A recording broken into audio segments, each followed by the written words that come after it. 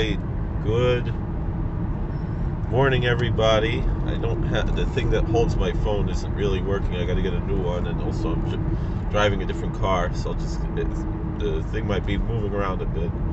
The camera. Anyway, this week we read Parshas Bechukosai. It's the last parsha, the last Torah portion, the last liturgical reading of the book of Leviticus. We actually read both behar and bechukosai. This is the last two readings, but bechukosai is the last one. And behar and bechukosai actually have a connection one to another. The famous question, because behar begins talking about Shemitah. It talks about the laws of the sabbatical year. And Rashi asks a very famous question that almost became like the Hebrew equivalent of the idiom of like, what's that to do with the price of tea in China? So Parshas Behar talks about Shemitah. It starts with Behar Sinai, but then at Mount Sinai, God told Moses about the laws of Shemitah, of the sabbatical year. So Rashi asks, Ma inyan Shemitah etzl Har Sinai? What does the sabbatical year have to do with Mount Sinai? Very famous Rashi. It seems to indicate the question itself, like my holy ancestor, the Chavos Yoer, says in Shalos and Shuvas Chavos Yoer, he says that the philosophers teach that Sheilus Chocham Chatzi Chochma. This is that the question of a sage, a wise question, that in and of itself is half of the wisdom itself.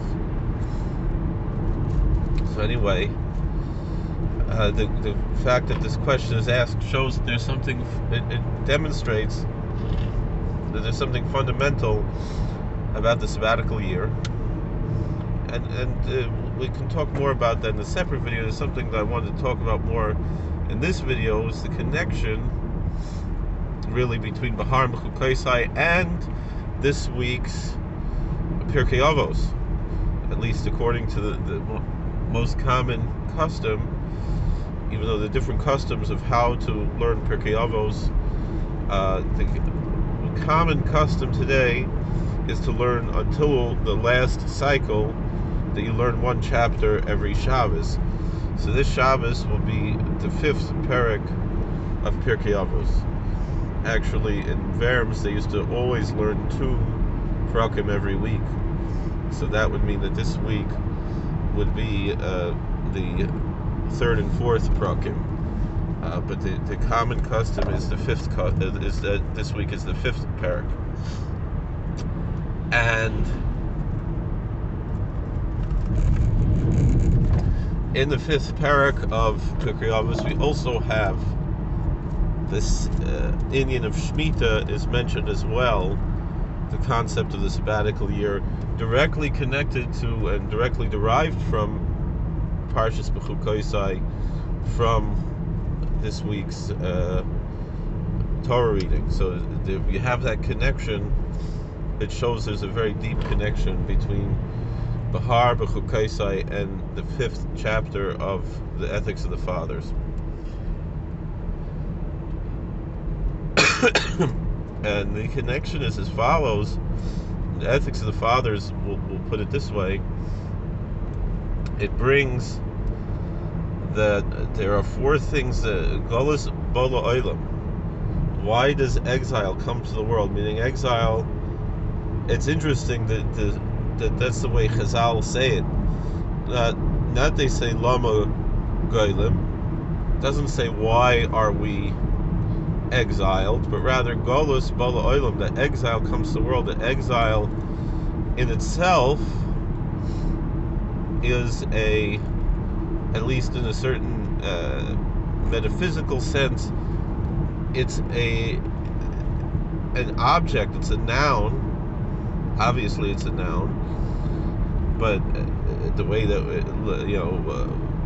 we say it, but the fact that in language that it is a noun, it's an archetype, and it's something that exists, and then it comes into the world as a result of 4 sins. And so the 3 sins are the obvious 3 cardinal sins of that are archetypical sins that are Yahar Val Yavor, that one would, if one is faced with martyrdom, as far as violating these 3 sins, one must give himself as a martyr rather than violate the sins. And those are murder and idolatry and adultery. Shvichus damim, gilarayis avodah zarah.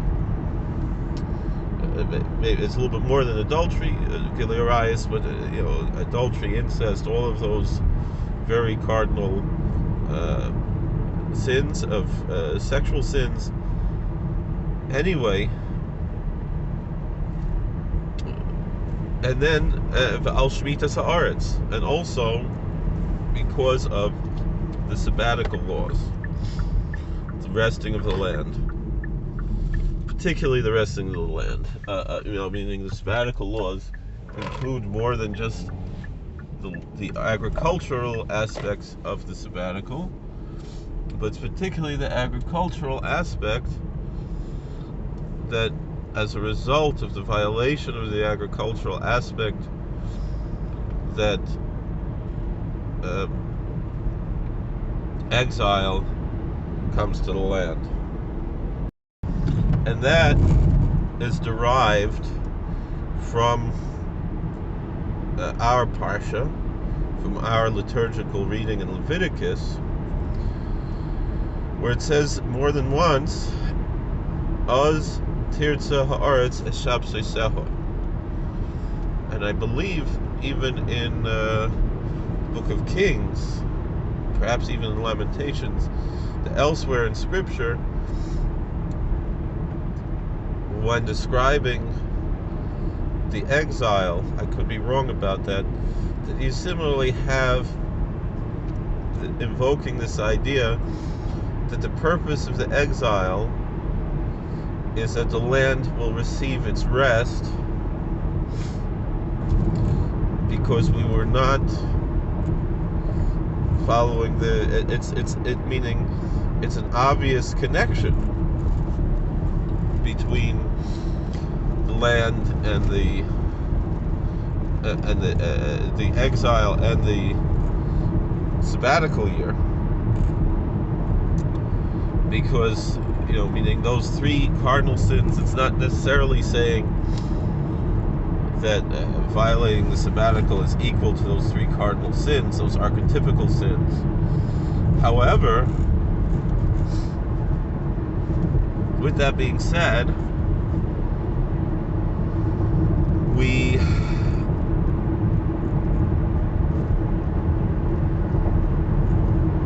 I'm a little tired from yesterday's long journey. Long day's journey into today, as they said, Mystery Science Theater.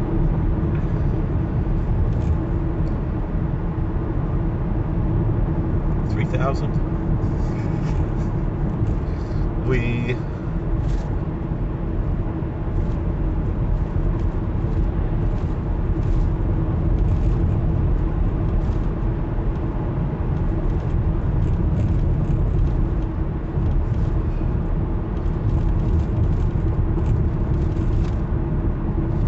have this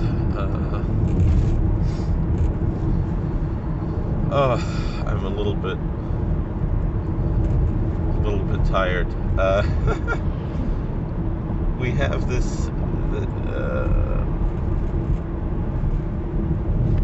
this issue here that actually it's the land, we are commanded to allow the land to rest, and if the people violate the sabbatical year, that means that the land doesn't get the rest, so that means that we have to be exiled so the land can get its rest.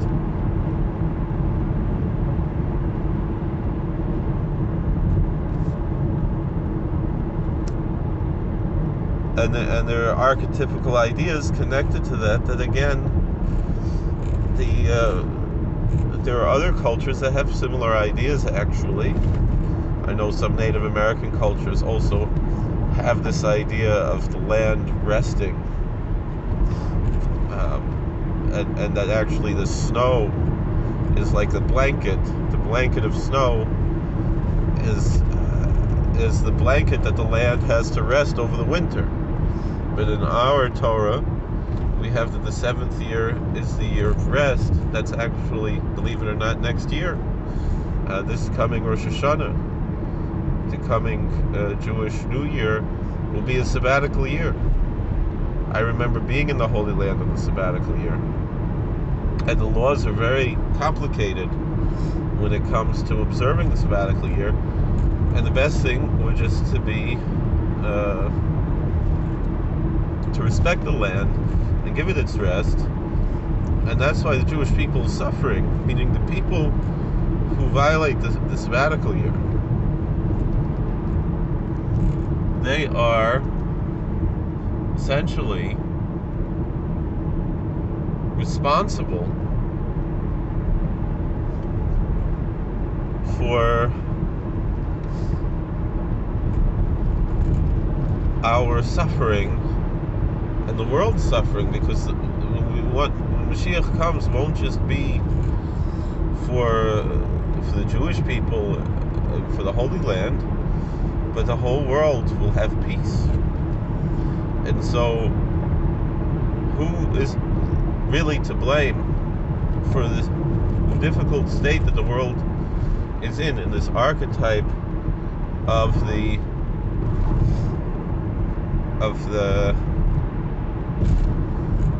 exile coming into the world? It's because of the people who are violating the land and not allowing her to rest. And so therefore, to try to find some kind of heterium, like Visa heißt es, Heter Mechira, hinterher, it's a schwache Sache, meaning, we have to learn how to do things the proper way. I know it's difficult, and I know the ones who keep the Shemitah are called Giborim. They're mighty warriors, because it's a difficult thing to give up your parnasa for a year.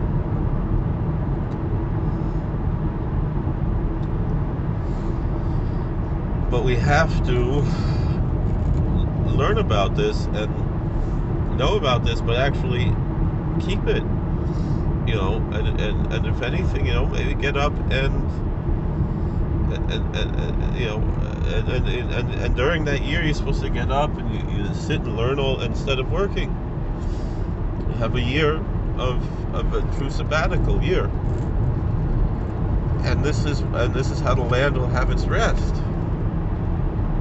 by allowing the land to lie fallow and to follow all the agricultural laws of the sabbatical year. So I'm shall helfen that we should be zoiche to keep Shemitah. And one way we could do it is that there's the Keren HaShviyos. There's a charity to help there's a fund to help the farmers in the Holy Land to keep the sabbatical, because we can have a hand in that by supporting them and making it easier for them to keep the sabbatical. We will be working to remove us to remove galus from the world. All right. Again, I'm very tired. Thank you for watching. God bless. Please like, share, and subscribe, comment, and we'll see you later.